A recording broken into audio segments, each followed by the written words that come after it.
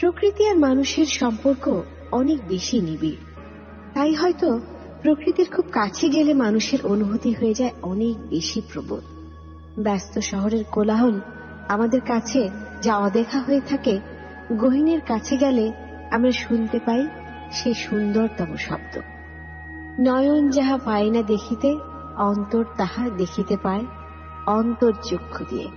আমরা যারা দেখতে পাই তাদের জন্য পৃথিবীটা রঙিন, কিন্তু যাদের চোখে আলো নেই তাদের দেখার জগৎটা একেবারে আলাদা, কিন্তু তাদের অনুভূতি অনেক বেশি প্রখর থাকে। তারা দেখতে পায় আধারের মাঝে আলো, অশুভ কিছুর আভাস তারা পায় কোনো এক অদৃশ্য মাধ্যমে।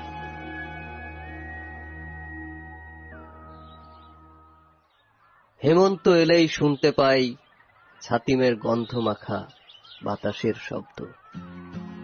নাম না জানা লক্ষ প্রজাপতি উড়ে বেড়ায় সবুজের গন্ধ মাখা অরণ্যের ভাঁজে।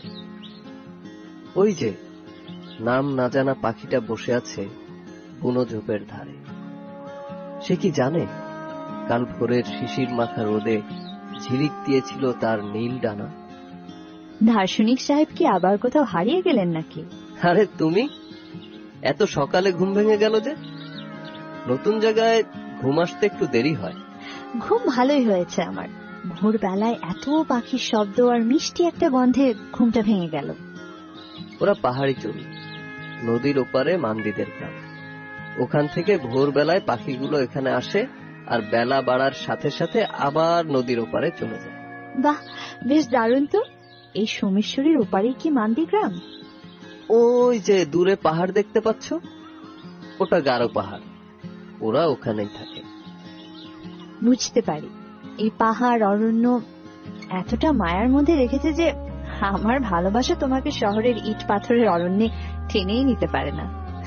কি যে বলো তুমি পারমিতা, খুব অভিমান আমার উপর, তাই না? তুমি হচ্ছ আমার অরণ্য দেবী, আর এই অরণ্য তোমার মন্দির।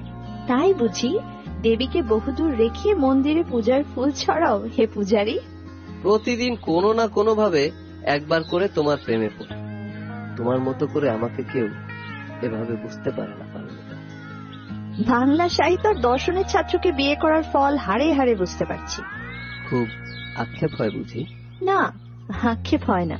আমার ছবি আঁকার স্কুল, মৃন্ময়ীর ক্লাস সবকিছু মিলিয়ে আমাকে শহরেই থাকতে হয়। তোমার থিসিস পেপারের জন্য গ্র্যান্ড দেয়া হয়েছে 1 বছরের, কাজ শেষ না করে তো যেতে পারবে না। এ কারণেই তোমাদের এখানে ডেকে আনা।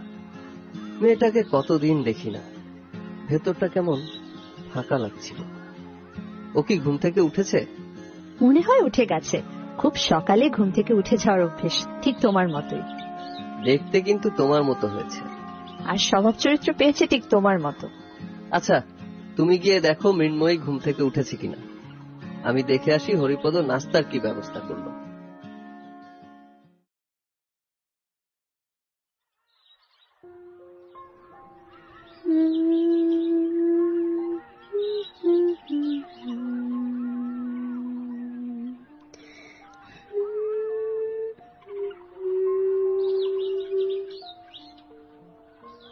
মা, তুমি কি আজকে সেই সবুজ তাঁতের শাড়িটা পরেছ?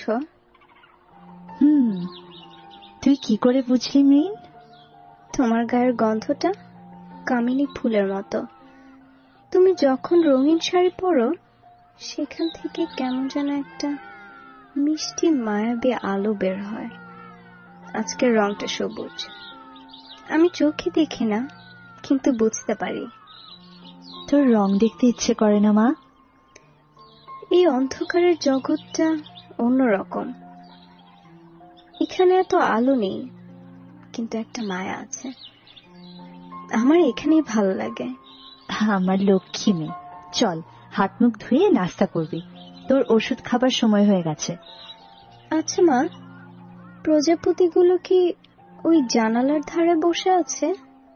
হ্যাঁ আছে, নীল রঙের প্রজাপতি। তোর সাথে মনে হয় খুব বন্ধুত্ব, তাই না? ওরা যখন ওড়ে বাতাসে একটা শব্দ হয়, আমি সেটা শুনতে পাই। জানো মা, প্রজাপতি সাধ নেয় পা দিয়ে।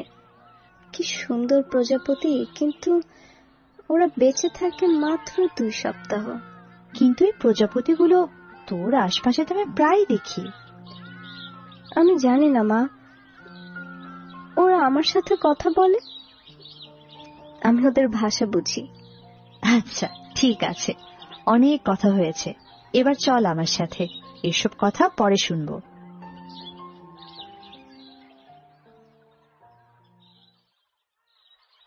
কেমন আছে আমার রাজকন্যা? বাবা, তুমি বুঝি রাজা আর মা বুঝি রানী? হ্যাঁ, আর এটা হচ্ছে আমাদের রাজ্য। সাহেবজি, টেবিলে। বাহ, কি সুন্দর গন্ধ বের হচ্ছে। তো তোমার হেসেল আজ কি রান্না হয়েছে? লুচি আর ছোট আলুর তরকারি, ডিমের হেবাং আর মান্দিপাড়ার মিষ্টি আনারস আমার মেয়ে আনিছে। বাহ, দারুণ। আপনার মেয়ে কোথায়? মান্দিপাড়ায় চলে গেছে দিদি। এরপর আসলে দেখা করতে বলবেন। জি আচ্ছা দিদি। বাসন্তীর সাথে তো দেখাই হলো না, কখন আসে মেয়েটা বুঝতেই পারি না। বাসন্তী, অনেক সুন্দর তো নামটা। হ্যাঁ, আসলেই নামটা সুন্দর। ও আজ বোধহয় নীল শাড়ি পরে এসেছিল। তাই নাকি? তুই কি করে দেখতে পেলি? আমি দেখতে পাই তো বাবা, মনের চোখ দিয়ে গন্ধ শুকে। দিদিমণির কথা বড় মিষ্টি। আরে, ডিমের হেবাংটা তো দারুণ মজা। লুচি আর ছোট আলুর তরকারিটা খেয়ে দেখো, পাহাড়ি জুমে করা স্বাদটা একেবারে ভিন্ন। বাবা, জানালার ধারে কি সুন্দর চড়ুই, ওদেরকে একটু আলুর তরকারি দাও না।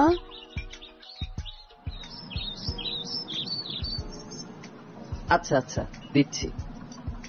দিদিমণির মনে বড় মায়া। আমার বাসন্তীও পশু পাখি বড় পছন্দ করে।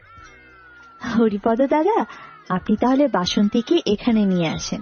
আমরা তো মাসখানেক আছি, মৃন্ময়ী একা একা থাকে, বাসন্তী আসলে কথা বলার সঙ্গী পাবে। জি দিদি। মৃন্ময়ী মা, তাড়াতাড়ি নাস্তা শেষ করো, তোমাকে একটা দারুণ জায়গায় নিয়ে যাব। কোথায় নিয়ে যাবে বাবা? পাহাড় দেখতে? আরে না না, প্রজাপতি দেখতে যাব। তোমার প্রজাপতি খুব পছন্দ না? হ্যাঁ ঠিক আছে বাবা।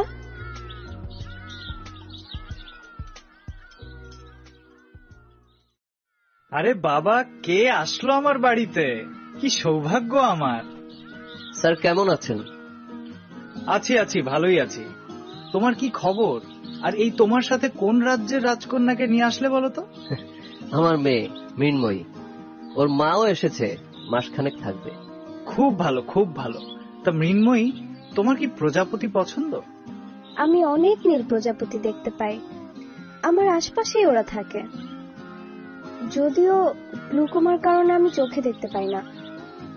ডাক্তার বলেছে আমি কেবল 10% দেখতে পাই, কিন্তু ধীরে ধীরে আমি বোধহয় আর কিছুই দেখতে পাবো না। ইয়ে মানে অরণ্য? ও সত্যি কথা বলছে স্যার। আচ্ছা, বুঝতে পেরেছি। পৃথিবীতে মিরাকল বলে একটা শব্দ আছে, জানো নিশ্চয়ই? জি স্যার, আমি সেটার অপেক্ষায় আছি। আপনার এখানে অনেক প্রজাপতি।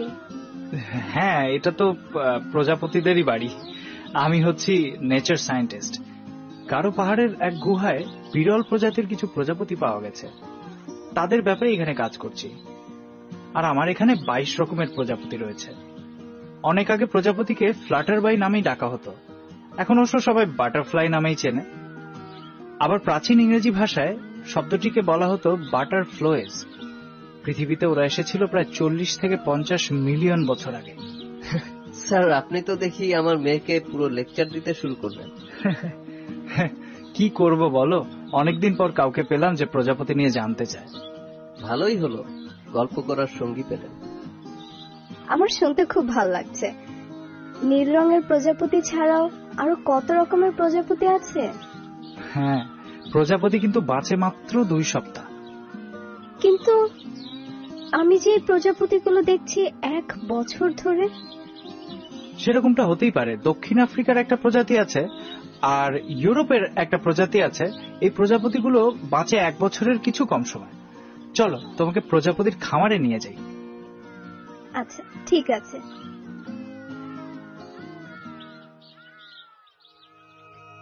অরণ্য নামটা তার বাবা রেখেছিলেন তার অরণ্যপ্রীতির জন্য। ছোটবেলায় তার বাবার পোস্টিং ছিল বিরিছিরি। সোমেশ্বরীর সাথে কাটানো শৈশবে তাকে আদিভৌতিক রহস্যময় অনেক অভিজ্ঞতার সম্মুখীন হতে হয়েছে। আর তাই চট্টগ্রাম বিশ্ববিদ্যালয়ের নৃতত্ত্ব অধ্যাপক অরণ্য রহমান তার রিসার্চ প্রজেক্টের গবেষণার জন্য বেছে নিয়েছেন বিরিশিরি। তার মেয়ে মৃন্ময়ী আর স্ত্রী পারমিতা। মৃন্ময়ীর গ্লুকোমা হয়েছে। ধীরে ধীরে একটা সময় সে আর দেখতে পাবে না, সে এটা জানে। কিন্তু তার এই অন্ধত্বের জগতে অদ্ভুত কিছু নীল প্রজাপতি সে দেখতে পায়। সোমেশ্বরের ওপারে গারো পাহাড়ে মান্দি আদিবাসীরা বিশ্বাস করে মৃত্যুর পর মানুষের আত্মা নীল প্রজাপতি হয়ে যায়। এটা কি সত্যি নাকি শুধু চিরায়ত বিশ্বাস? মৃন্ময়ী কেন সে নীল প্রজাপতিতে দেখতে পায়? কি রহস্য আছে তার পেছনে?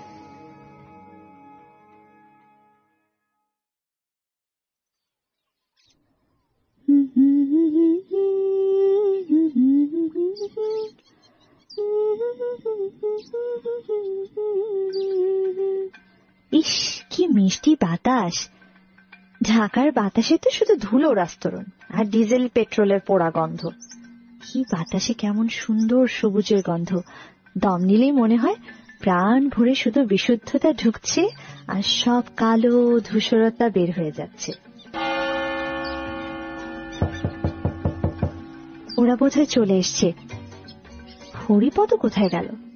হরিপদ দাদা, হরিপদ দাদা!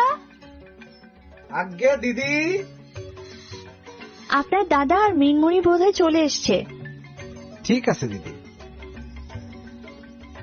জি, আপনি কে? কাকে চাচ্ছেন আপনি? আমি ডাক্তার রায়হান, অরণ্যর বন্ধু। ও আচ্ছা। ওরা কি বাড়িতে নেই? জি, দিদি আছেন তো। হরিদা, কে এসেছে? কার সাথে কথা বলছেন?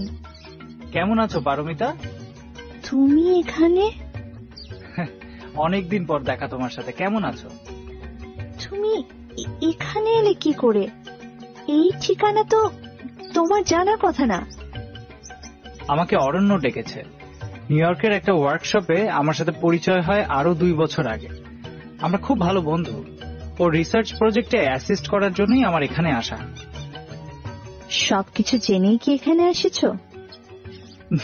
না, আমি আসলে কিছুই জানতাম না। একটা 100% কাকতালীয় ব্যাপার ধরে নিতে পারো।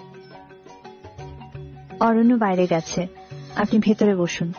হরিপদ দাদা, ওনাকে গেস্ট রুমটা দেখিয়ে দিন। ঠিক আছে দিদি। তুমি থেকে আপনিতে চলে আসলাম। আমাদের সম্পর্কের জায়গাটা বহু আগেই তুমিতে শেষ হয়ে গেছে। এখন সেটা কেবল আপনি। আশা করি কথাটা ভুলে যাবেন না ডক্টর রায়হান। অবশ্যই আমার মনে থাকবে মিসেস রহমান।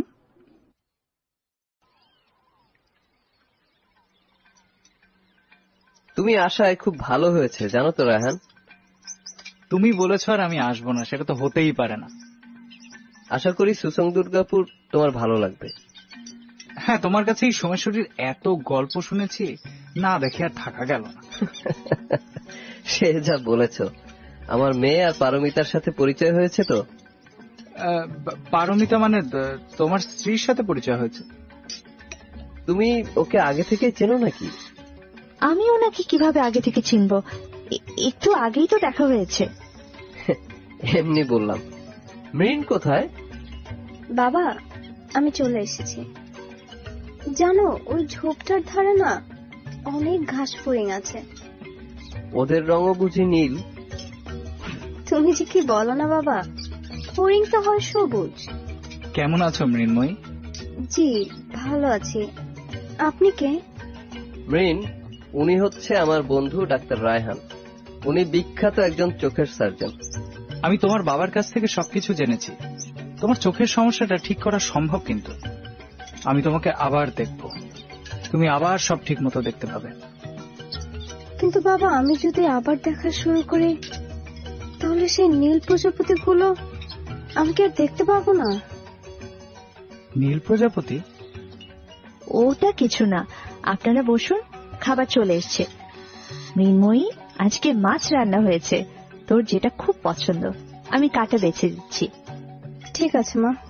বড় মিষ্টি মেয়ে। হ্যাঁ, একেবারে মায়ের মতো হয়েছে।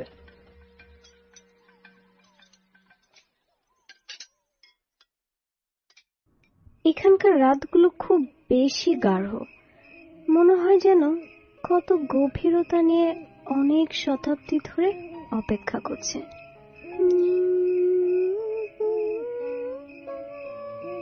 ইস, কি মিষ্টি সুর! এত রাতে কে গান গাচ্ছে? এই যে কন্যা, কেমন আছো তুমি? কে? আমি বাসন্তী গো। তুমি কোথায় আছো? আমি তো চোখে দেখতে পাই না, কিন্তু বুঝতে পারছি তুমি ঠিক আমার ঘরের মধ্যে আছো, কিন্তু তোমাকে স্পর্শ করা যায় না। তুমি কি করে বুঝলে আমাকে ছোঁয়া যায় না? আমি অনেক কিছুই বুঝতে পারি, আগে বুঝতে পারতাম না। যখন থেকে চোখে কম দেখতে শুরু করেছি, তখন থেকে আমার মনের চোখ অনেক কিছু দেখতে পায়। মা গো, কি মিষ্টি করে কথা বলো গো তুমি। তুমি হরিপদ কাকার মেয়ে, জানি আমি। গতকাল তুমি গারো পাহাড়ের মিষ্টি আনারস দিয়ে গিয়েছিলে, তাই না? কন্যা, তুমি যাবে মোদের মান্দিপাড়ায়? সে গ্রামে বড় আনন্দ, সকলে নৃত্য করে, গীত গায়, কারো মনে কোনো দুঃখটি নেই। সেখানে নীল প্রজাপতিরা থাকে, সেই নীল প্রজাপতির ভেতর থাকে আমাদের পিতামহ, আমাদের দিদামণিদের আত্মা। মৃত্যুর রং নীল, গাঢ় নীল। তুমি কি দেখতে সেই নীল রঙের মতো? নীলাম্বরী শাড়ি পরে যায় গো কন্যা নদীর ধারে, পাহাড় তারে ডাকে আরো কাছে। বাসন্তী, তুমি কোথায় চলে গেলে? বাসন্তী! আরে মৃন্ময়, তুই এত রাতে ঝোপে ধারে কি করছিস? আমি সারা ঘর তোকে খুঁজছি। কিছু না মা, ঘুম আসছিল না, একটা আজব পাখির ডাক শুনে বাইরে এসেছিলাম। এত রাতে এভাবে বাইরে আসবি না তো মা, চল এখন ভেতরে চল। ঠিক আছে।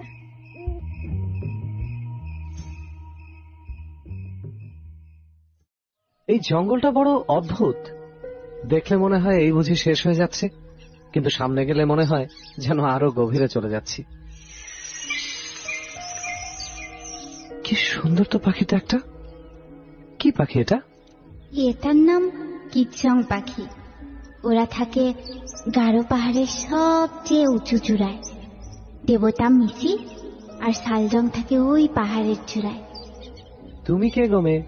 এই ঘন জঙ্গলে গাছের উপর কি করছো? তোমাকে তো কখনো এখানে দেখিনি। আমি তো এখানেই থাকি, আমি সবখানে থাকি।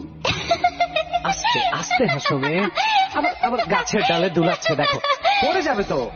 এখান থেকে পড়লে নীল প্রজাপতি হয়ে যাব। নীল প্রজাপতি? আরে ওই মৃন্ময়ীও সেদিন ওই নীল প্রজাপতির কথা বলছিল। সত্যিই তো নীল প্রজাপতি দেখা যাচ্ছে। এটা কেমন ধরনের প্রজাপতি? আরে প্রজাপতিগুলো দেখে আমার দিকে আসছে। বাবন, এই জঙ্গলার ধারে শিয়াল আছে, যাইস না, তোর মায় দেখলে বকবো। আমার কাছে রেখা গেছে আর তুই দুষ্টামি করতেছস। দাদি, তুমি এখানে কি করে এলে? আমি তো সব সময় তোর সাথেই থাকি রে, তুই আমারে দেখতে পাস না? আমি দাদিকে কেন দেখছি? সে তো মারা গেছে সেই ছোটবেলায়। আমার কি প্রেশারটা বেড়ে গেল? বাবু, ভয় পাইছেন নাকি? ভয় পাইয়েন না, মরণের পরেও দেখা যায়। মরণ খালি একটা নাম, এর পরেই তো আসল জীবন।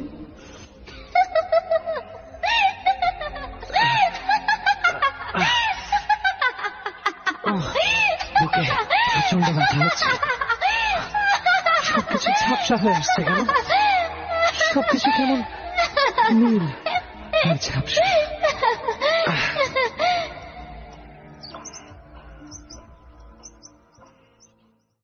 মৃত্যু এক অনিবার্য সত্য। জগতের সকল প্রাণীকে একসময় মৃত্যুর স্বাদ নিতেই হবে। প্রাচীন গ্রিসে মহাকবি হোমার তার ইলিয়াডে মৃত্যুকে রূপায়িত করেছেন শৈল্পিকভাবে। মৃত্যুকে তুলনা করা হয়েছে গাছের পাতার সাথে। যখন শীতকাল আসে, সমস্ত পাতা একে একে ঝরে যায়, স্থান করে নেয় নতুন পাতা। মানুষের প্রত্যেকটি প্রজন্ম এভাবে ঝরে পড়ে পরবর্তী প্রজন্মকে জায়গা করে দেবার জন্য। দক্ষিণ আমেরিকার পাটাগোনিয়ারা ভাবে মৃত্যুর জন্য দায়ী দেবতা হোয়াইতাওয়ানিয়া, কিন্তু তারা একে সহজভাবে মেনে নেয়নি, বরং প্রিয়জনের মৃত্যুতে তারা প্রায় ক্রোধান্বিত হয়েছে, প্রতিশোধ নিয়েছে ওই দেবতার পশু হত্যার মধ্য দিয়ে। মৃত্যুবিহীন জীবন নেই, মৃত্যুর দুয়ার দিয়েই জীবন প্রবেশ করে অন্য এক জীবনে। গারো পাহাড়ের মান্দি গ্রাম। বাসন্তী তবে কি কেবলই ভ্রম, নাকি বাস্তব? শোষণের ওপারে সেখানে কি তবে মৃত্যু থাকে, নাকি থাকে অফুরন্ত জীবন? সময় তা বলে দেবে।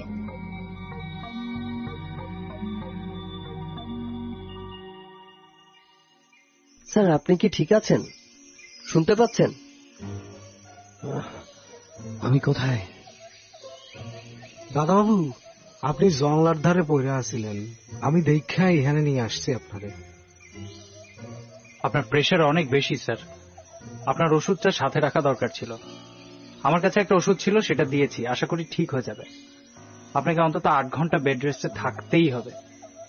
আমার তো কিছুই মনে আসছে না, বাট আই এম ফাইন, আমি একদম ঠিক আছি। বাড়ি ফিরতে হবে, আপনাদেরকে আসলে অনেক কষ্ট দিয়ে দিলাম। না না, রায়হান কিন্তু ডাক্তার, উনি যখন বলছেন আপনি এখন কোথাও যাচ্ছেন না, আজকে এখানেই থাকবেন। শরীর ভালো হলে কাল সকালে যাবেন। আমি হরিপদকে পাঠিয়ে দিচ্ছি, ও গিয়ে আপনার প্রজাপতির খামার দেখে আসবে। আপনি কোনো চিন্তা করবেন না। আচ্ছা, ঠিক আছে।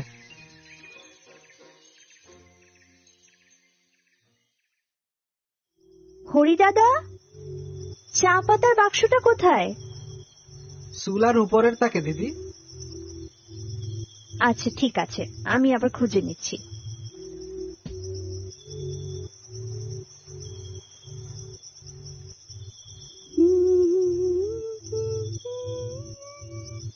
কি গান করে, কি মিষ্টি গলা। চায়ের চিনির বয়ামটা জানালার কাছে আছে মাসি। তুমি তুমি কে? এখানে হঠাৎ করে কিভাবে আসলে?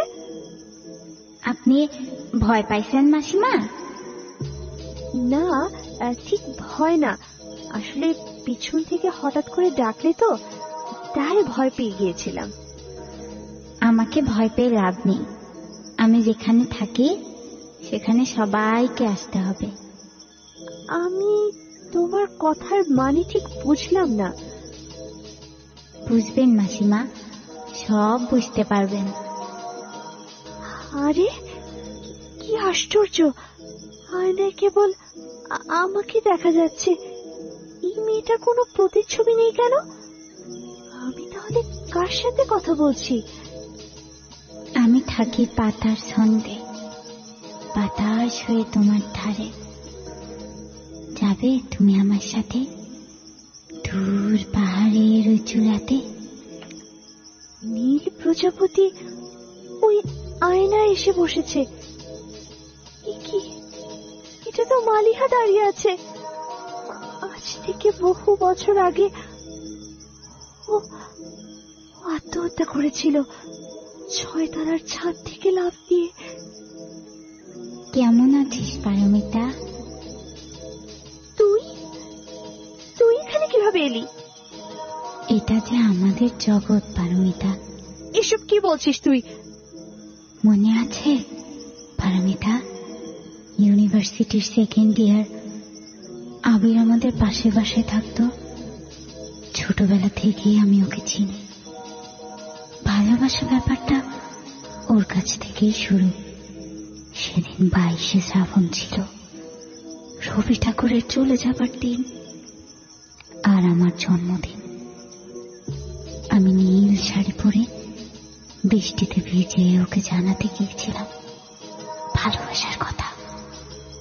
কিন্তু গিয়ে দেখতে পাই সেই ভোর সন্ধ্যায় দম্পতির সাথে ও ঘরের দরজা বন্ধ করে আমি সহ্য করতে পারিনি। মুহূর্তে পৃথিবীটা শূন্য মনে হতে থাকে, বেঁচে থেকে কি লাভ। অভিমানে চলে গেলাম। ওটা আত্মহত্যা ছিল না, আবির আসলে আমার অনুভূতিকে খুন করেছিল। আমি জানি আমি যা দেখছি ভুল দেখছি। তোর তোর কোনো অস্তিত্ব নেই এখানে। মৃত কোনো ব্যক্তি কখনো ফিরে আসতে পারে না। তোর জন্য আমার অনেক কষ্ট হয় মালিহা। সামান্য একটা কষ্টের চেয়ে কি জীবনটা অনেক বেশি বড় না? আত্মহত্যা মানে নিজের অস্তিত্বকে অসম্মান করা। তুই ভালো থাকিস। আমি তোদের নিয়ে যেতে এসেছি পারমিতা, তোদের আসতেই হবে। কি কোথায় চলে গেল মালিহা? মালিহা!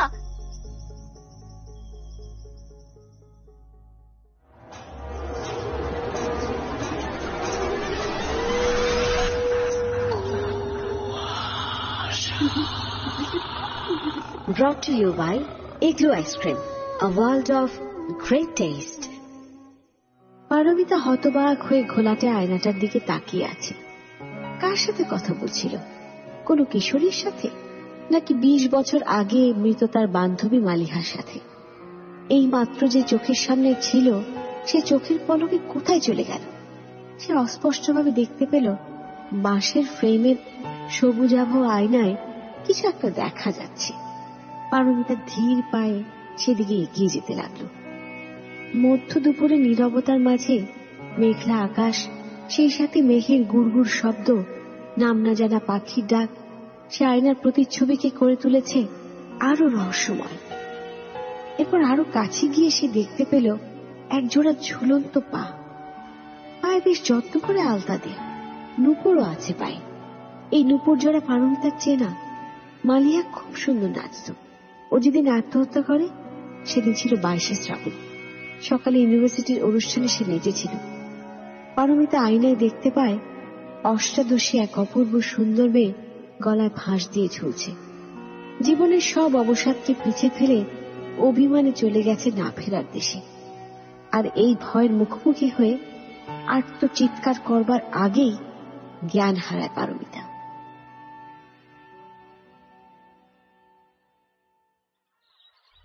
আমি আসলেই বুঝতে পারছি না কি হচ্ছে। হঠাৎ করে অদ্ভুত সব ঘটনা ঘটছে। সকালবেলা জুবায়ের স্যার, আর এখন পারমিতা। অরণ্য, তুমি শান্ত হও। এটা এমন কোনো বিষয় না। পারমিতা হয়তো শরীর খারাপ করছিল, তাই জ্ঞান হারিয়েছে।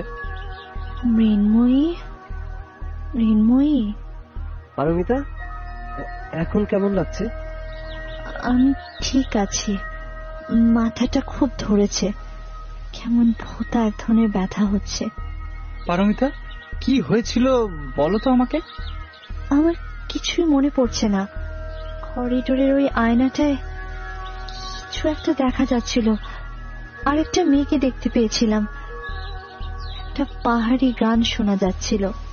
এখানে তো আজ কেউ আসেনি। এসেছিল তো, বাসন্তী এসেছিল, আমার সাথে অনেকক্ষণ গল্প করেছিল। বাসন্তী এসেছিল? কখন? আজকে তো হরিপদ কাজে আসেনি। কি বলছো তুমি? হরিপদ তো একটু আগে রান্নাঘরে ছিল। হরিপদ আজ সকালে জুবায়ের স্যারকে এখানে রেখে তার মান্দি গ্রামে গেছে। বলেছে আজ আর আসবে না। আমি তাহলে কার সাথে ছিলাম এতক্ষণ? পারমিতা শোনো, তোমার শরীরটা খারাপ, তুমি বরঞ্চ আরাম করো। আমরা এটা নিয়ে পরে কথা বলবো। রায়হান, তুমি বরং পারমিতার সাথে থাকো। আমি মৃন্ময়ীকে নিয়ে রান্নাঘরে যাচ্ছি। সারাদিন রান্নার কোনো ব্যবস্থাই হয়নি। কিছু একটা রান্না করি। কি বলিস মা? আজকে আবার হরিপদ আসবে না। ঠিক আছে বাবা, চলো আজকে আমি তোমাকে রান্নায় সাহায্য করব। আরে তোমরা কোথায় যাচ্ছ? আমি যাচ্ছি রান্নাঘরে, আমি রান্না করছি। আরে তুমি রেস্ট নাও, আর একটা কথাও বলবে না। আচ্ছা ঠিক আছে।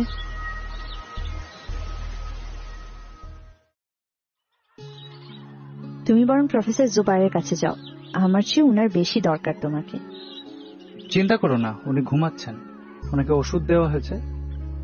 তোমার কি কোনো কারণে কোনো অস্বস্তি হচ্ছে? অস্বস্তি? ওই না তো, অস্বস্তি কেন হবে? কিছু অনুভূতি হয়তো এখনো বাকি রয়ে গেছে, তাই? সে অনেক আগের কথা রায়হান, এখন সে অনুভূতির কোনো অস্তিত্ব নেই। অস্তিত্ব না থাকলে তোমার আপনি সম্বোধন তুমি হয়ে যেত না। তুমি যা ভাবছো তেমন কিছুই না। যে মধ্যরাত একটা মেয়েকে একটা নির্জন রেল স্টেশনে ফেলে একা চলে যেতে পারে, তাকে নিয়ে ভাবনার কোনো জায়গা আমার মনে নেই। ভালোবাসার কর্তব্যের মধ্যে সেদিন আমি বেছে নিয়েছিলাম আমার কর্তব্যকে। আমি জানি আমি ক্ষমার অযোগ্য অপরাধ করেছি, আমি ক্ষমাও চাই না, কিন্তু একটাবার আমার কথাগুলো তোমাকে শুনতেই হবে। সেই কথা শুনে এখন কি লাভ? আমি লাভ ক্ষতির হিসাব করতে আসিনি পারমিতা। নিজেকে শাস্তি দিতে সারা জীবন একা থাকার সিদ্ধান্ত নিয়েছি। সেদিন তুমি মামার বাসা থেকে বের হয়ে এসে আমার জন্য রেল স্টেশনে অপেক্ষা করছিলে। আমি হসপিটাল থেকে বের হতে গিয়ে দেখি এক ভদ্রমহিলা, তার কোলে 4 বছরের এক বাচ্চা, ওনার সারা গায়ে রক্ত। বাচ্চাটাকে গাড়ি চাপা দিয়েছে, এক্ষুনি সার্জারি না করলে বাচ্চাটা মারা যাবে। তখন ডিউটিতে অন্য কোনো ডাক্তারও ছিল না, দুর্ভাগ্য সেটা ফোনের যুগও ছিল না, তাই তোমাকে খবরও দিতে পারিনি। আমার এক হসপিটাল স্টাফকে পাঠিয়েছিলাম রেল স্টেশনে, সেখানে গিয়ে সে তোমাকে পায়নি। সেদিন কিছু মাতাল আমার সাথে খারাপ কিছু করতে চেয়েছিল। আমি দৌড়ে স্টেশনে আসা একটা চলন্ত ট্রেনে উঠে পড়ি, চলে যাই চট্টগ্রাম। সেখানে এক আশ্রমে আমি জায়গা পাই।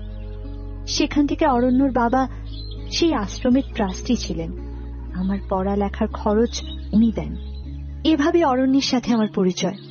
আমি আসলেই তোমাকে ভুলে গিয়েছিলাম, হঠাৎ তাই ধাক্কা খেয়ে গেলাম, এর বেশি কিছু না।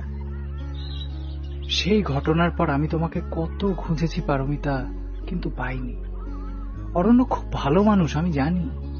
নিউ ইয়র্কের সেই কনফারেন্সে আমরা একই রুমে ছিলাম, সেখানে তোমাদের মেয়ে সহ ছবিটাও দেখলাম। তোমাকে সেই দিনের ঘটনা বলবার জন্য আমি আসলে এত দূর এসেছি। জানি এটা খুব অন্যায় হয়েছে, আমার আত্মগ্লানি থেকে মুক্তি চাচ্ছিলাম, তাই এত দূরে ছুটে এসেছি। তোমার কাছে আমার কিচ্ছু চাইবার নেই। অতীত মনে রেখে কোনো লাভ নেই, এভাবেই জীবন চলে যাক। আরে ওটা কিসের শব্দ? এই সামনে জানালাটাই তো ভেঙে পড়লো, কাপড়ে বাঁধা কিছু একটা। ওটা কি? দাঁড়াও দাঁড়াও, আমি দেখছি। এটা তো মনে হচ্ছে বেশ পুরনো একটা কাগজ, সাথে একটা লাল সুতা। কি লেখা এখানে ঠিকমতো পড়া যাচ্ছে না। দেখি, আমাকে দাও। এই নাও। তুমি হারিয়ে যাবে নীল প্রজাপতির মাঝে, সবই ভ্রম সবই মায়া, দেখবে তুমি মৃত্যুর ছায়া। এই কথার মানে কি? ডেথ নোট বা মৃত্যুর শেষ লিপি বহু শতাব্দী ধরে প্রচলিত এক প্রথা। কোন বুনো যোদ্ধা জাতি যখন অন্য জাতিকে আক্রমণ করতে চাইত, তখন এমন ডেথ নোট তাদেরকে পাঠানো হতো। পরম পরাক্রমশালী সম্রাটদের গুপ্তঘাতকদের যখন হত্যা করতে পারত না, তখন তাদের কাছে বই পাঠানো হতো যাতে বিষ মাখানো থাকত। পৃষ্ঠা উল্টাতে গিয়ে সেই বিষক্রিয়ায় তার মৃত্যু হতো। এই কাগজে যা লেখা আছে তার মানে কি অরণ্য, পারমিতা, মৃন্ময়ী এই কটেজে থাকা এদের সবার জন্য তবে মৃত্যুর বার্তা নিয়ে এসেছে?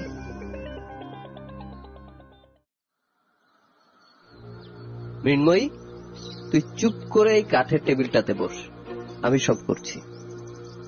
তুমি কি রান্না করবে বাবা?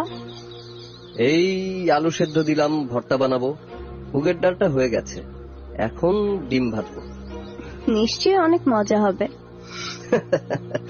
এই রান্না সবাই পারে রে মা, তুইও পারবি। বাবা, আচ্ছা, আগুন লেগে মারা গেলে কি খুব কষ্ট হয়?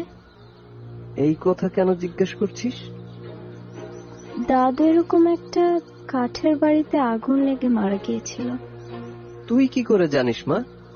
তোর তো সেটা জানার কথা না। আমাকে নীল প্রজাপতি এসে সবকিছু বলা যায়। ওদের সাথে আজকে বাসন্তীও এসেছিল। হরিপদর মেয়ে বাসন্তী? ও কখন আসলো? ও কখন আসে কখন যায় কিছুই বুঝতে পারি না। আমার সাথে তো কখনো দেখাই হয়নি। বাবা, তুমি কাঠের সাথে কাঠ ঘষে আগুন জ্বালাবার চেষ্টা করেছিলে, সে আগুন কাঠের বাড়িতে লেগে যায়, তাই না বাবা? কি বলছিস? এটা সত্যি না। বাবা, এটাই তো সত্যি, মিথ্যে কেন বলছো? তুমি সেদিন দৌড়ে না পালালে দাদুকে বাঁচানো যেত। এ কি, আমি চোখের সামনে এসব কি দেখতে পাচ্ছি? সাদা শার্ট, কালো প্যান্ট পরা ওই ছোট্ট ছেলেটা ওই পাতা আর কাঠ দিয়ে আগুন জ্বালাচ্ছে। অনেক নীল প্রজাপতি ঝাপসা ঘোলাটে আলোতে সোমেশ্বরীর পাড়ের সেই কাঠের বাড়িটা দেখা যায়। ভেতরে বাবা তার প্রিয় কাঠের রকিং চেয়ারে বসে হোমারের ইলিয়াদ পড়ছিল। তখনই ধোঁয়া উঠে আগুনটা ধরে।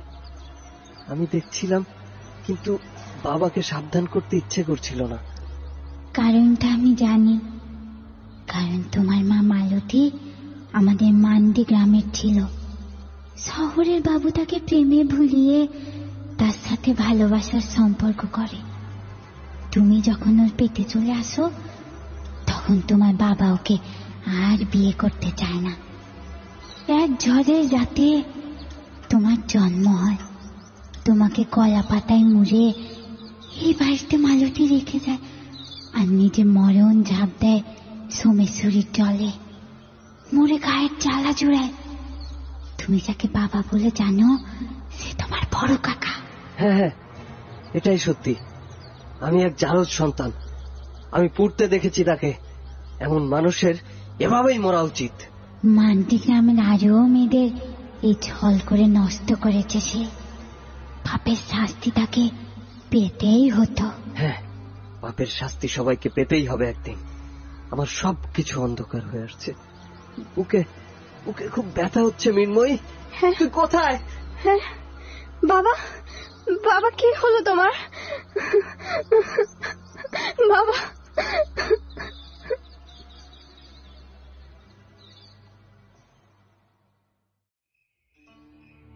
আজকে দিনটা খুব খারাপ ছিল, একটার পর একটা অঘটন। অরণ্যর মাইনর অ্যাটাক হয়েছে, ওকে কমপ্লিট বেড রেস্টে থাকতে হবে। কোনোভাবেই কিন্তু স্ট্রেস দেওয়া যাবে না। এই গরম দুধটা কি খাওয়ানো যাবে? হ্যাঁ যাবে, কিন্তু ঘুম থেকে উঠলে। আচ্ছা ঠিক আছে। আচ্ছা, মৃন্ময়ী কোথায়?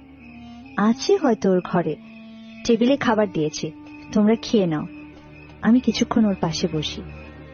তুমিও কিন্তু বেশিক্ষণ জেগে থেকো না, তোমারও তো শরীর খারাপ। আচ্ছা ঠিক আছে।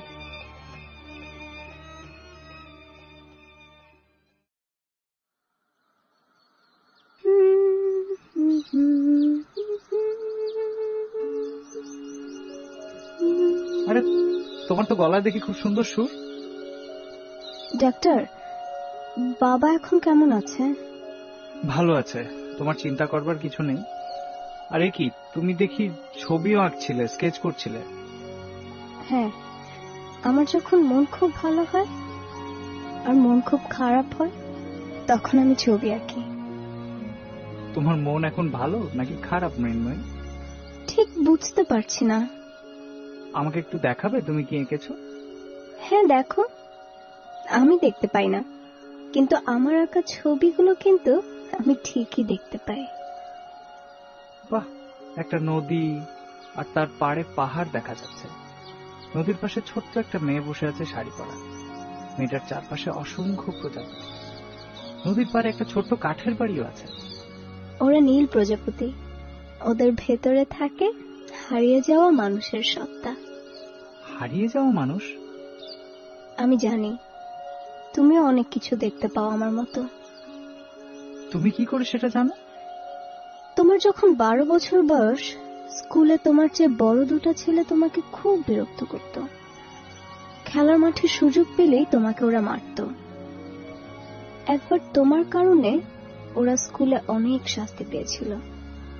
এরপর তোমাকে জব্দ করার জন্য বৃহস্পতিবার স্কুল ছুটি হবার পর ওরা তোমাকে বাথরুমে আটকে রেখে বাহির থেকে দরজা বন্ধ করে দেয়। তুমি 2 দিন সেখানে আটকে ছিলে। রবিবার সকালে তোমাকে পাওয়া যায়। সবাই ভেবেছিল তুমি মারা গিয়েছ, কিন্তু না, তুমি বেঁচে ছিলে। তারপর তোমার বাবা মা তোমাকে নিয়ে ঢাকার বাইরের একটা স্কুলে ভর্তি করে সেখানেই চলে যায়, তাই না? আমি সেই কথা মনে করতে চাই না মৃন্ময়ী, আমি শুনতে চাই না। বহু বছর পর স্টাডি ট্যুরে তুমি সেন্ট মার্টিন যাচ্ছিলে, ওর সাথে তোমার দেখা হয়। সে তোমাকে চিনতে না পারলেও তুমি তাকে ঠিকই চিনতে পেরেছিলে। তুমি একটু পর পরই ওকে লক্ষ্য করছিলে। যখনই তুমি জানতে পারলেও সাঁতার জানে না, তোমার মধ্যে প্রতিশোধ স্পৃহা জেগে উঠল। তুমি সুযোগ বুঝে ওকে একা পেয়ে ধাক্কা দিয়ে সমুদ্রে ফেলে দাও। ওর লাশ পাওয়া যায়নি আর। তুমি চুপ করো প্লিজ। 5 বছর আগে তুমি জার্মানির একটা মেডিকেল কনফারেন্সে আরেকজনকে দেখতে পাও। ওপেন হার্ট সার্জারির জন্য সে তোমার হসপিটালে ভর্তি হয়। তুমি তার ওষুধ বদলে দিয়ে তাকে মেরে ফেলো। হ্যাঁ হ্যাঁ, মেরে ফেলেছি ওদের, আমি নিজে মেরেছি। ওদের মতো নোংরা মানুষের বেঁচে থাকার কোনো অধিকার নেই। ডাক্তার, আপনার কি হয়েছে? আপনি এভাবে জোরে জোরে শ্বাস নিচ্ছেন কেন? কই কিচ্ছু না তো, মনে হচ্ছে যেন একটা ঘোরের মধ্যে ছিলাম। আচ্ছা, আমি যেন কি কারণে এসেছিলাম? আচ্ছা, তোমার মা টেবিলে খাবার দিয়েছে, চলো খেতে যাই। প্রফেসর সাহেবকে ডাকতে হবে। ঠিক আছে, চলুন।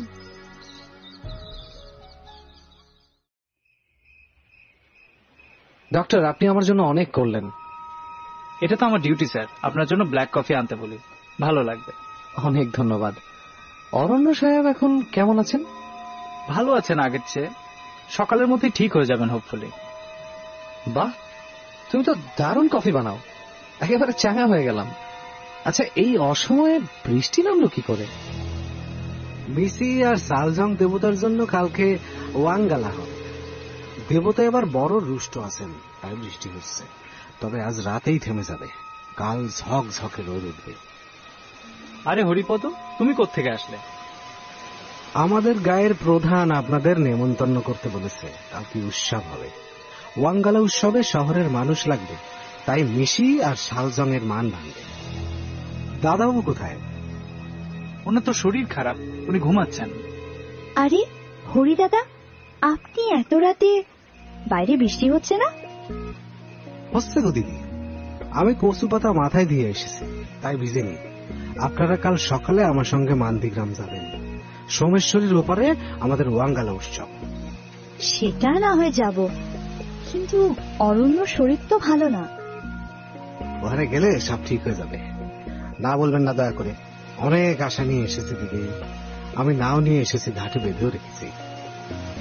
আচ্ছা ঠিক আছে, আমরা সবাই যাব কাল সকালে। আচ্ছা, এখন মনে হয় ঘুমাতে যাওয়া উচিত, সারাদিন অনেক ধকল গেছে। ঠিক আছে।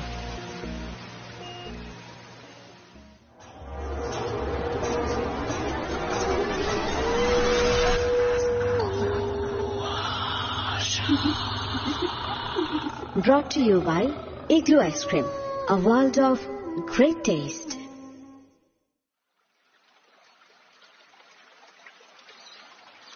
আচ্ছা, এই ওয়ানগালাটা কিরকম উৎসব? মানে এখানে কি হয় হরি দাদা? আমি বলছি, কাল রাতে একটু পড়াশুনো করেছিলাম, এই যে ডায়েরিতে টুকে রেখেছি, তোমাদের পড়ে শোনাই। মান্দিদের জাতিসত্তার লোক বিশ্বাসকে যেমন বলা যায় আশ্চর্যের, তেমনি বলা যায় চমকপ্রদ। দ্বৈত জীবনের বিশ্বাস মান্দিদের যাপিত জীবনের সাথে ওতপ্রোতভাবে জড়িয়ে আছে। মান্দিরা যেমন বিশ্বাস করে ডাকিনী যোগিনী ভূত প্রেত, তেমনি বিশ্বাস করে জাদুটনা মন্ত্রতন্ত্রে, তেমনি ভাবে তারা দ্বৈত জীবন লাভকেও গভীরভাবে বিশ্বাস করে থাকে। গারোদের মতে কেউ কেউ মাতচা ফিরলে মানে বাঘ হয়ে, কেউ কেউ চিপকু মানে সাপ, কেউ কেউ মাতচক হরিণ, কেউ কেউ আরিংচাক কুমির, কেউ কেউ আবার মাতফুর গুইসাপ জীবন নিয়ে জন্মগ্রহণ করে। তাদের বিশ্বাস মানুষ দুইভাবে দ্বৈত জীবন লাভ করতে পারে, এক জন্মগতভাবে আর দুই জন্মের পর স্বপ্নের মাধ্যমে। যে শিশু দ্বৈত জীবন নিয়ে জন্মগ্রহণ করে, শৈশবকালে সে যে জীবন নিয়ে জন্মেছে সেই জীবনের নানা বৈশিষ্ট্য প্রকাশ হতে থাকে। যেমন যে শিশু বাঘের জীবন নিয়ে জন্মগ্রহণ করে, সে ছোটকাল থেকে তার 2 কান নাড়াতে পারে, বড় বড় খাল 1 লাফে পার হতে পারে, সুপারি আম জাম গাছে বা উঁচু কোনো গাছে উঠতে পারে খুব সহজেই। কাউকে ভয় করে না, বরং কেউ ধমক দিয়ে উল্টো তাকে দেখে নেয়ার ভয় দেখায়। কথিত আছে যে ছেলে বাঘের জীবন নিয়ে জন্মগ্রহণ করে তার পিছনে লেজের মতো চিহ্নও থাকে। সবার বিশ্বাস ছেলেটি বড় হলে সেই চিহ্নটিও বড় হয়। আবার মান্দিদের বিশ্বাস জন্মের পরও একটি শিশু দ্বৈত জীবন লাভ করতে পারে। তাদের বিশ্বাস মতে যে শিশু যে জীবের জীবন লাভ করবে সে সেই জীবের আচরণ, জীবন প্রণালী স্বপ্নের মাধ্যমে শিখে থাকে বা স্বপ্নে তাকে শেখানো হয়। যেমন কেউ যদি বাঘ হতে চায় তাহলে সে স্বপ্নে বড় বড় খাল লাফ দিয়ে পার হবে, ঘরের ধন্না চাল এইসব জায়গায় লাফালাফি উঠাউঠি করবে। এর ফলে সে ঘুম থেকে ক্লান্ত হয়ে ঘেমে জেগে উঠবে, স্বপ্নের ঘোরে কান নাড়বে, বাঘের মতো শব্দ করবে। জন্মগতভাবে যে শিশু দ্বৈত জীবন লাভ করেছে সেই শিশুটির আশপাশ সে যে জীবন নিয়ে জন্মেছে সেই জীবনের প্রাণীকে সেই ছেলের সাথে ঘুরঘুর করতে দেখা যায়, কিংবা সেই প্রাণী সেই ছেলের সাথে খেলবে বা রাতের আধারে সেই ছেলের কাছে আসবে। আর ছেলের সাথে থাকা সেই প্রাণীকে আঘাত করলে বা ভয় দেখালে ছেলেটিও আঘাত পাবে বা ভয় পাবে। তখন মা বাবা স্বপ্নে সেই প্রাণীকে বলবে সে তারই ছেলে, তাকে আঘাত করে তারা ভুল করেছে বা তাকে আঘাত করলে তার ছেলেও মারা যাবে বা আঘাত পাবে। আবার যে শিশু কুমিরের জীবন নিয়ে জন্মেছে সে ছোটবেলা থেকেই সাঁতার বা পানিতে অনেকক্ষণ ডুবে থাকতে পারবে, কিংবা পানিতে নামার সাথে সাথে তার কাছে কুমির চলে আসবে, খেলা করবে। আমি কিন্তু ওদের ব্যাপারে আরেকটা মিথ জানি। তোমরা সবাই দেখি এটা নিয়ে খুব বেশি ইন্টারেস্টেড। ডক্টর আপনি বলুন না, শুনতে ভালো লাগছে। আচ্ছা বলি, সুরজ্য নামে এক মহিলা ছিল মান্দিতে। তার গায়ের রং কালো, মুখাকৃতি লম্বাটে, গায়ের চামড়াগুলো অনেক মোটা ছিল।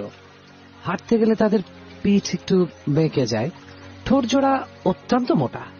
তার চেহারা দেখে মনে হবে যেন অন্য সব মানুষের দৈহিক গঠনের সাথে তার কোনোটারই মিল নেই। এই মহিলা অনেক বয়স হয়ে তারপরে মারা গিয়েছিলেন। সে যেসব কাহিনী বলতো সেগুলো শুনে লোকে তাকে সন্দেহ করত। সে নিশ্চয়ই কুমিরের আত্মা বিশিষ্ট, অর্থাৎ তার আরেকটা রূপ আছে যা কুমিরের দেহ বিশিষ্ট। সুরজ্য বলতো, তোমরা কেউ যখন বড় কোনো নদী পারাপারের জন্য নৌকায় ওঠো তখন মাথায় পাগড়ি বাঁধবে না, কারণ তাতে কে আপন আর কে পর চেনা যায় না। এর অর্থ নদী পারাপারের সময় মাথায় পাগড়ি থাকলে তার নিজের লোককেও চিনতে না পেরে জলে টেনে নেওয়া হতেও পারে। অপরপক্ষে মাথায় পাগড়ি না থাকলে লোকটির মুখ পরিষ্কার দেখা যায় এবং নিজের লোককে চিনে তাকে বাঁচিয়ে অপরজনকে নৌকা থেকে টেনে নামানো যায়। অনেক সময় নদী পারাপারের সময় নৌকা থেকে মানুষ টেনে নামায় জলের কুমির, এমন অনেক ঘটনা ঘটে থাকে। সেটা কি সোমেশ্বরের মধ্যেই হয়? দিদি ভয় পায় না, আপনাদেরকে কুমির কিছুই করবে না, আপনারা মান্দিদের অতিথি। হরিপদ, তোমার মেয়েকে যে আননি সাথে?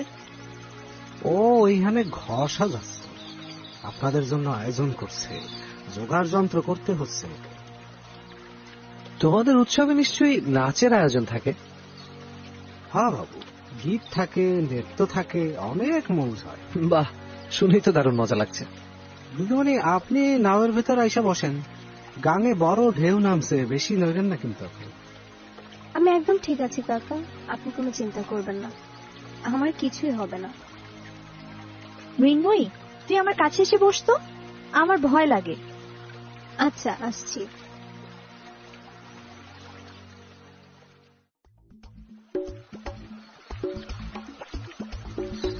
আমরা এসে পড়েছি, আমি নাও বিরাচ্ছি, তারপরে আপনারা নেবেন।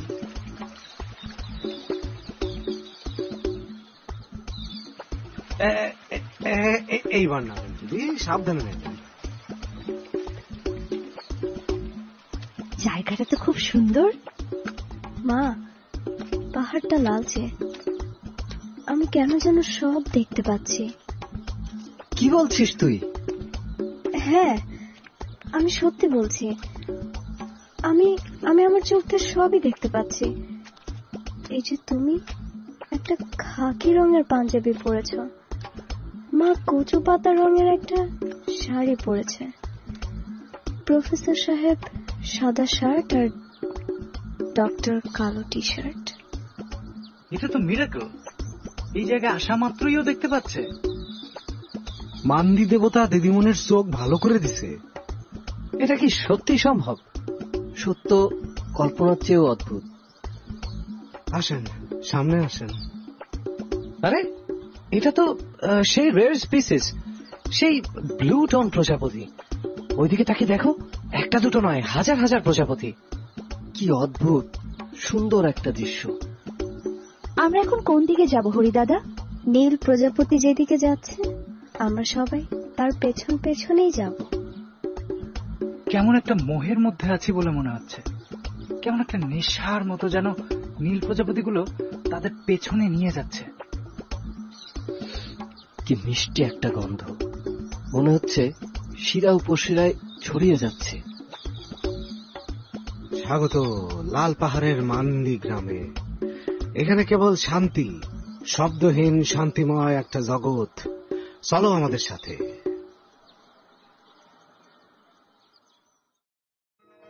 দুপাশে সবুজ প্রকৃতি আর ওই দূরে লাল পাহাড়, এর মাঝে 6 জন মানুষ হেঁটে যাচ্ছে।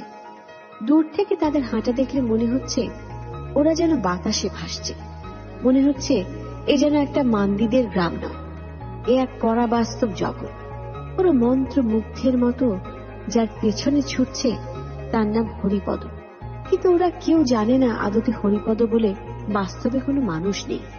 তারা যার পেছনে হাঁটছে সে এক পরাবাস্তব সত্তা। তারা আসছে নিজের দেহকে বিলীন করে নীল প্রজাপতিদের মাঝে অনন্তকালের জন্য আটকে যেতে।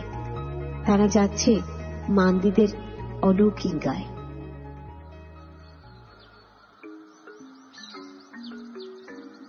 প্রণাম, স্বাগত জানাচ্ছি আমাদের মান্দিদের গ্রামে। আসতে পথে নিশ্চয়ই কোনো কষ্ট হয়নি। তুমি তাহলে বাসন্তী? এখন মনে পড়ছে, আমি শীতের আয়নায় তোমাকে দেখছিলাম। তুমি আমার বন্ধু মালিহার সেই ভয়ঙ্কর মৃতদেহ আমাকে দেখিয়েছিলে। তুমি আমার জীবনের কালো সত্যিটা জানো। সেই সন্ধ্যায় মৃন্ময়ের ঘরে তুমি আমাকে সেই ঘটনা মনে করিয়ে দিয়েছিলে। এই সত্যি কেউ জানে না। তুমি সেদিন সেই ঝোপের ভেতরে আমাকে ভয় দেখিয়েছিলে। আমার দাদি যে বহু বছর আগে মারা গিয়েছে তাকে তুমি আমার সামনে নিয়ে এসেছিলে। তুমি আমাকে আমার বাবার জ্বলন্ত লাশ দেখিয়েছিলে। তুমি এই মান্দি গ্রামের মানুষ দাদাবাবু। তোমার মা মালতী এই মান্দি গ্রামেরই মানুষ। বাবা, মা, আমি তোমাদের মেয়ে না, এই মান্দি গ্রামের মেয়ে। এক রাতে আমার খুব জ্বর হয়। ঝড় বৃষ্টির রাতে আমার মা সোমেশ্বরীর নাও দিয়ে পার হচ্ছিল, কিন্তু নাও ডুবে যায়। আমার মাকে দেবী সোমেশ্বরী নিয়ে যায়। আমাকে নদীর ধারে এক জেলে খুঁজে পায়। তখন তার কাছ থেকে আমি তোমাদের কাছে চলে আসি। না মা, তুই আমার মেয়ে, এসব তুই কি বলছিস? বাসন্তী দেখতে হুবহু মৃন্ময়ীর মতো। কারণ আমরা দুজন একই। আমার সত্তা বাস্তব জগতের, আর আমি স্বপ্নময় সত্তা। এটাই আমাদের নিয়তি। আমাদের এখানে আসতেই হতো। আমাদের জীবনের সাথে যারা জড়িয়েছে তাদের সত্তা সহ এখানে আসতে হতো। আমাদের এই মিলনই পরাবাস্তব ওয়ানগালা উৎসব। তোমরা আমাদের কি করতে চাও? আপনাদের আত্মা বিসর্জিত হয়েছে বাবু, কেবল দেহ থেকে বিচ্ছিন্ন হবার অপেক্ষা। এরকম ব্যাখ্যাতীত কিছু কি করে ঘটতে পারে? জগতে অনেক ব্যাখ্যাতীত ঘটনা ঘটে। মৃত্যু আসে, মৃত্যুর ধরন ভিন্ন। কার জন্য কি মৃত্যু নির্ধারিত সেটা কেবল প্রকৃতি জানে। আর জীবন মৃত্যুর মাঝে যা থাকে তা সবকিছুই অলৌকিক মনে হয়। এরকম কেন মনে হচ্ছে? যেন কোনো কিছুর ভিতর আটকে গেছি, নড়তে পারছি না। মনে হচ্ছে যেন নীল কাচের দেয়ালের ভিতরে আটকে আছি। এটাই কি তবে মৃত্যু?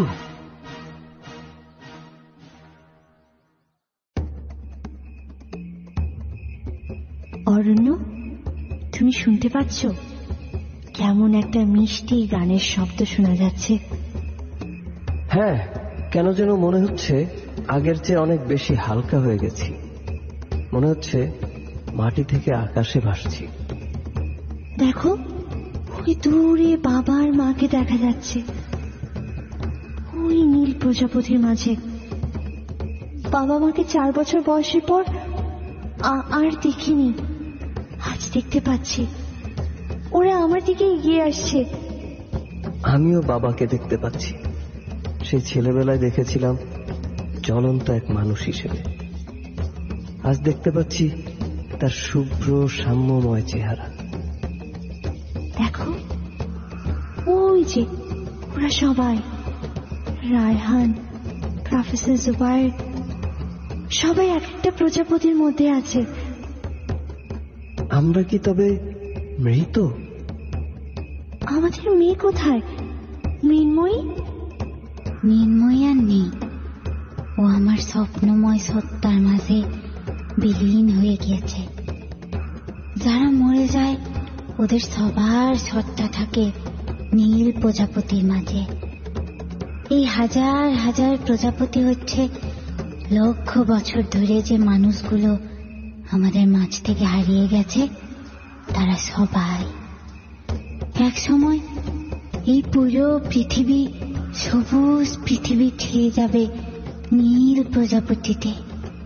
আর সেদিন হবে আনন্দের দিন, শেষ একটা দিন।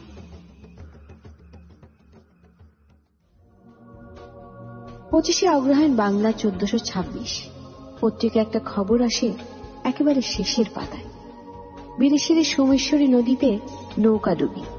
সুসং দুর্গাপুর পুলিশ 4টি লাশ খুঁজে পেয়েছে। তার মধ্যে একজন নারী আর 3 জন পুরুষ। নিহতদের পরিচয়ও পাওয়া গেছে। Nature scientist professor Zubair, art teacher Paromita, Chattogram বিশ্ববিদ্যালয়ের অধ্যাপক অরণ্য রহমান এবং বিখ্যাত আই সার্জন ডক্টর রায়হান। তাদের সাথে একটা মেয়েও ছিল, মৃন্ময়ী, যাকে খুঁজে পাওয়া যায়নি।